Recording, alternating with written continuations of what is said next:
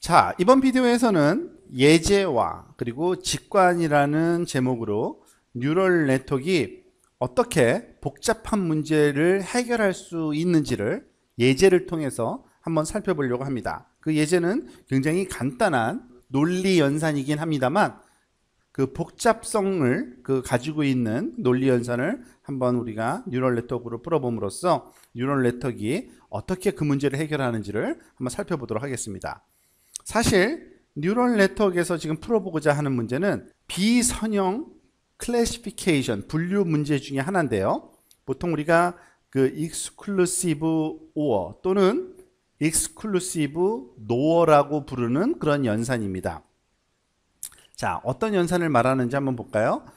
보통 우리가 그 논리 연산을 할 때 입력값은 바이너리 값이죠. 그죠? 0 또는 1, true 아니면 false 값으로 구성된다는 걸 아실 겁니다. 지금 사실 우리가 풀고자 하는 문제는 이러한 논리 연산입니다. 우리가 늘 해왔듯이 x는 포지티브 결과예요. 그러니까 그 우리가 쓰던 방식에 의하면 x가 바로 그 출력과 y를 1로 갖는 경우입니다.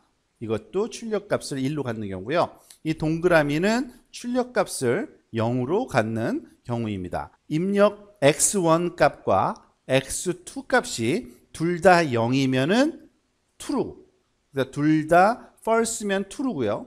둘 다 true면 true라는 값을 주자는 얘기입니다. 지금 그 상황을 아시겠죠? 그리고 x1이 지금 1인 값을 갖고 x2가 0을 갖까 둘 중에 하나가 false면 하나는 true면서 그러면은 false라는 값을 주자는 얘기입니다. 이런 연산은 우리가 보통 exclusive nor 연산이라고 사실은 부르는데요. 지금 이 조금 독특한 논리 연산을 해보는 이유는 뭐냐면 사실은 이 논리적인 연산을 수행한다기보다는 이와 같은 형태를 띠는 훈련 자료를 구분해내는 결정 경계를 구하는 문제하고 똑같은 겁니다. 하지만 좀 단순화시킨 거죠. 지금 오른쪽에 보면은요, x라고 표현된 그 포지티브 밸류들이 여기에 모여 있고요. 그리고 또 여기에도 몰려 있습니다. 그리고 네거티브 값에 해당되는 훈련 자료들은 이 왼쪽 상단 그리고 오른쪽 하단에 모여 있습니다. 만약에 이러한 훈련 자료들을 구분해낼 수 있는 decision boundary를 우리가 찾아야 된다. 사실은 그게 그 로지스틱 리그레션에서 찾고자 하는 결정 경계가 이런 겁니다. 결정 경계의 모양이 선형, 직선 갖고는 전혀 불가능하겠죠. 결국에는 좀 이러한 정도의 결정 경계를 계산해 내야 된다는 얘기인데 굉장히 non-linear한 모양을 띤 결정 경계를 구해야 되는 거죠. 그것을 단순화시켜서 우리가 표현하면 이와 같은 exclusive nor라고 부르는 요 연산이 가능한 그러한 네트워크이면은 바로 그 네트워크가 이와 같은 non-linear한 decision boundary를 구성했다라고 우리가 생각할 수 있기 때문에 그렇습니다. 그 과정을 한번 차근차근 한번 살펴보도록 하겠습니다. 자, 다시 한번 말해서 exclusive or랑 exclusive nor의 정의를 다시 한번 명확히 할 필요가 있는데요. 아마 이거는 잘 아는 걸 겁니다. XOR와 exclusive or의 그 정의는 다 아시는 얘기죠. 둘 중에 하나만 true여야지만 true인 경우입니다. exclusive or는요.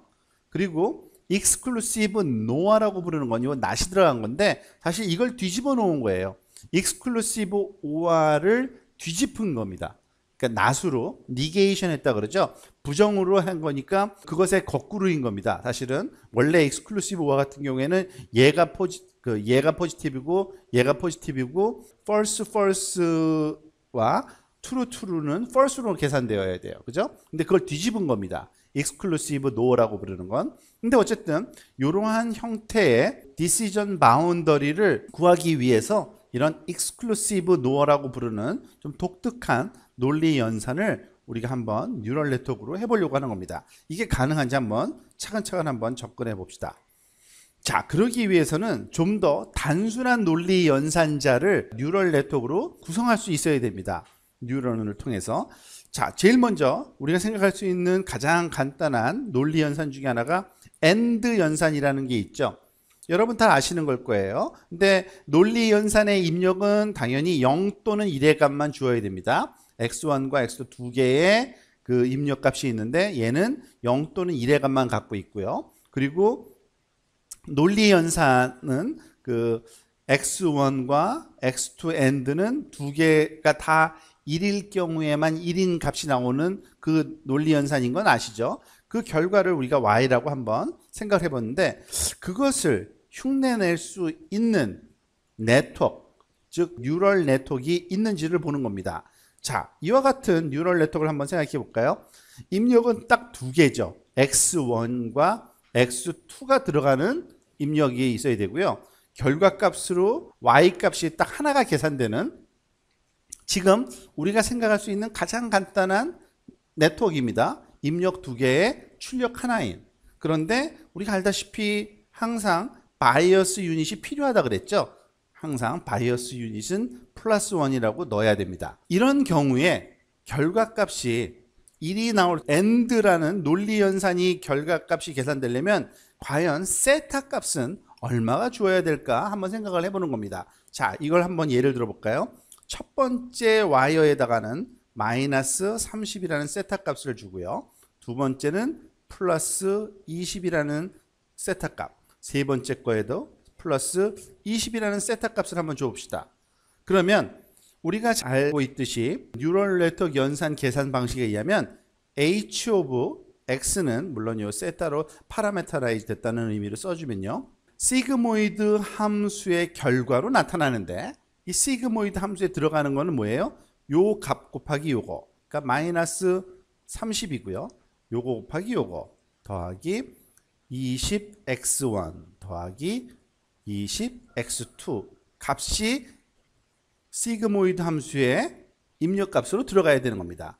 그래서 우리가 앞에서 썼던 터미널로지를 다시 한번 좀 상기시켜 보면요. 요 마이너스 30이라는 것은 세타의 첫 번째 당연히 세타죠. 왜냐하면 첫 번째 레이어에서 두 번째 레이어로 가는 그때 쓰는 세타를 우리가 세타 1이라고 부른다 그랬으니까. 그리고 첫 번째 서브스크립트의 첫 번째 인덱스는 출력 노드의 번호 1이고요. 두 번째 서브스크립트는 입력 노드의 번호였죠. 그래서 10 이고요. 얘는 똑같은 그런 터미널로지 작성 방식에 의해서 11 세타 12라는 요 값을 갖게 되는 겁니다.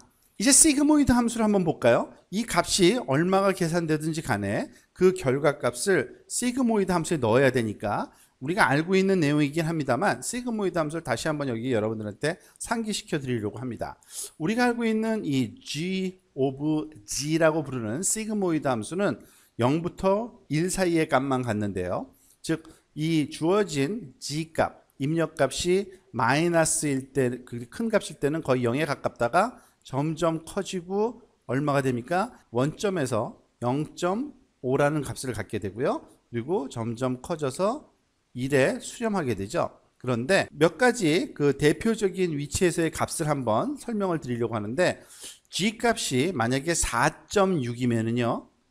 그때의 g of 시그모이드 값은 얼마가 되냐면 0.99라는 값을 갖게 됩니다. 거의 1에 가까운 값이 언제 얻어지냐면 벌써 4.6 정도 값에서부터 얻어진다는 얘기예요. 마찬가지로 거꾸로도 마찬가지예요. 마이너스 4.6이면 얼마 정도의 값에 해당되냐면 0.01에 해당되는 값을 G값이 갖게 됩니다. 플러스나 마이너스에 한 5 정도만 돼도 1 또는 0의 값을 갖는 거예요. 시그모이드 함수는요. 자, 그러면은 이제 논리 테이블을 한번 만들어 봅시다.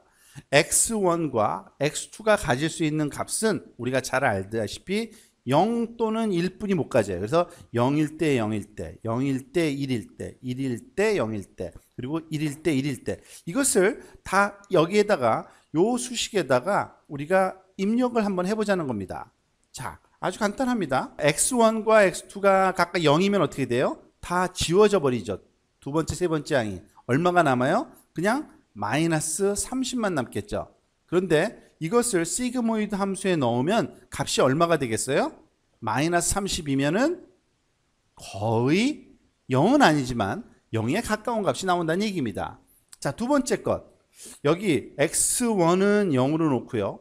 x2는 1로 놓으면 마이너스 30에서 20이니까 마이너스 10이네요. 그죠? 자, 이것을 시그모이드 함수에 넣으면 얼마 값이 되겠어요? 마이너스 4.6일 때 0.01이니까 마이너스 10만 돼도 거의 0인 값을 갖게 돼요. 자, 이젠 대충 그 유사한 계산이 계속될 겁니다. x1이 1이고 x2가 0이면 얘가 1이고 얘가 0이면 아까와 똑같겠죠. 마이너스 10이 계산되겠죠. 마이너스 10 시그모이드 결과는 또 0일 거예요. 자, 그러면 마지막 걸 볼까요? 얘가 1이고 얘가 1이에요. 그러면 20에다가 40이고 마이너스 30이니까 이제 포지티브 값이 나오기 시작하네요. 10. 이걸 시그모이드에 넣으면은 우리가 알다시피 4.6일 때 거의 0.99니까 10이면은 거의 1에 가까운 값을 가질 겁니다. 자, 그 얘기는 뭐냐면 x1과 x2가 0 또는 1의 값을 갖게 될 때 두 가지가 다 1인 값을 가질 때만 1이고요. 나머지는 다 0이라는 AND 연산과 똑같죠. 이게 바로 AND 연산이에요. 그죠? 그러니까 h of x 우리가 지금 그 만들어낸 요 네트워크로 계산한 그 하이퍼세시스의 값은 이퀄은 아닙니다. 수학적으로 똑같진 않아요. 하지만 x1과 x2에 대해서 AND 연산을 수행한 것과 거의 유사하다는 걸 알 수 있습니다.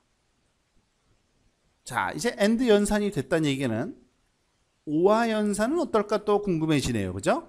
OR 연산을 한번 볼까요? OR 연산도 마찬가지로 수행될 수 있습니다. OR 연산도 역시 입력값은 x1과 x2 두 개예요. 그 두 개의 논리값을 가지고서 결과값이 OR 연산으로 계산되는지를 보는 건데 OR 연산이 되려면 아까와는 또 다른 세타를 우리가 주어야 됩니다. 즉 이번에는 세타1이라고 주어지는 그 벡터가 어떻게 돼요? 지금 여기 보다시피 마이너스 10, 20, 20이라는 값을 주어야 OR 연산이 계산이 됩니다. 우리 행렬식으로 표현하면 마이너스 10 그리고 20 그리고 20 이런 벡터 또는 행렬의 하나의 행으로 구성된 것이 구해져야겠죠. 자, 그러면 결과적으로 이 h of x는 계산이 어떻게 됩니까? 역시 시그모이드 함수에다가 마이너스 10 더하기 20x1 더하기 20x2의 값을 입력을 하는 시그모이드 함수에 해당되겠죠. 똑같아요. 자, 역시 또 논리 테이블을 다시 한번 구성해 봤어요. 0일 때, 1일 때 0과 하나씩 왔다 갔다 하면서 모든 경우에 대해서 하는 건데요. 자, 둘 다 0일 때를 한번 해볼까요? 얘도 0이고 얘도 0이에요. 그러면 얘 하나만 남죠. 즉 g of 마이너스 10. 아까 그 그래프를 머릿속에 그려보면 알겠죠? 마이너스 10이면 0에 가까운 값을 갖는다 그랬습니다. 그리고 둘 중에 하나가 1이면 어떻게 되겠습니까? 마이너스 10에다가 20을 더해주니까 10이죠 항상. 그래서 g of 10. 그래서 얘는 1의 값을 가질 거예요. 이것도 똑같을 거예요. g of 10이 될 테니까 얘는 1일 값일 거고요. 마지막은 오히려 더 커지겠죠. g of 그러니까 20에다가 40에다가 마이너스 10이니까 30이네요. g of 30은 1. 자, 우리가 잘 알고 있는 x1와 x2의 논리 연산표하고 똑같아지는 겁니다. 둘 다 false일 때만 false고요. 하나라도 true면 true인 값이 나오는 거죠. 자, 그러니까 AND 연산과 OR 연산을 우리가 뉴럴 네트워크로 할 수 있다는 결론에 도달합니다. 아주 근사한 값으로요.